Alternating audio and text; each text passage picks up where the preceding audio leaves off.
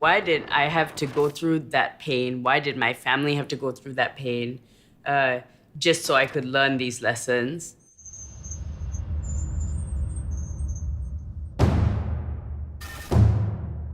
I was told to write a story about the fractured pieces I can put together to form a pain.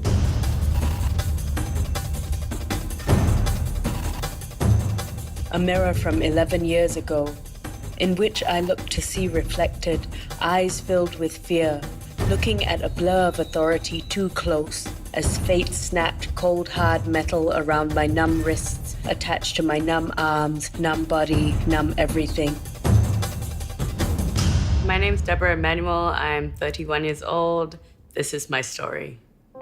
One of the things that I really struggled with in my imprisonment was how everybody always wanted to put me into a box when they met me.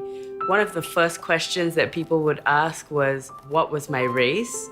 It was really frustrating for me, actually, because I don't fit into any boxes. And why should we? Something I remember always growing up is this feeling of fear and instability.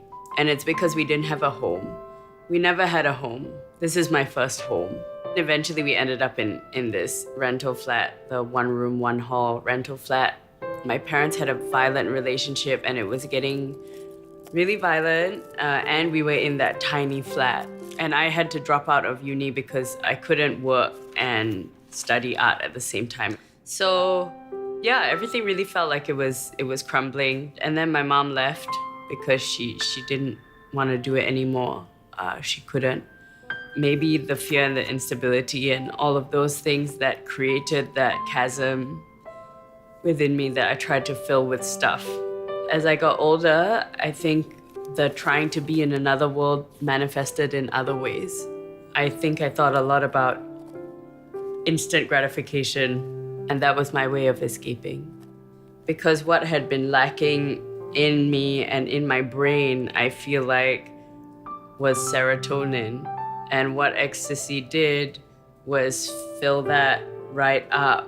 It was a Monday techno night. We were sitting at the DJ's table, and because we were sitting at his table, everything went down the way it did. I saw the CMB arrive, and I was sitting outside smoking a cigarette. They went inside and they arrested the DJ, and then they arrested my friends, and I'm sitting there with my cigarette. And then one of the officers came outside and called my name. I was told that the hardest thing to lose is your freedom. I never knew until it was taken away from me, and all I was left with was a plastic mug, some soap, instruments to brush my teeth, clean myself, be clean in my 2x4 meter box with 3 other women, a straw mat my bed, a blanket my pillow, rocking on the floor, shivering in the warm. Waiting for the next time love came to see me through a wall of glass, through television screens, in my dreams as I twisted out of the past, trying to touch the far future, its face like a hallucination from something I had taken before it all started, before it all ended. I really thought it was the end, and then it was over. It's crazy though, when I think about it, I'm like, sometimes I've told people this story and they're like, why didn't you run? Why did you just sit there? I guess I developed a kind of helplessness over the course of my life, but I've really changed now because I don't just accept that things are supposed to happen anymore. I understand now that I have a part to play and that I can change the future if I want. In the past, I definitely was using those modalities as a way to heal. Whenever I was telling a story or expressing something through my art, at the same time, I was working through the issue. Now, my art is focused on imagining a future. It's a future where there are less margins, less boxes, less fighting, and less inequality. Because something that I really saw in prison was inequality, and the fact that inequality breeds more inequality. And the cycle continues, and we just let it continue. And I don't think that's right.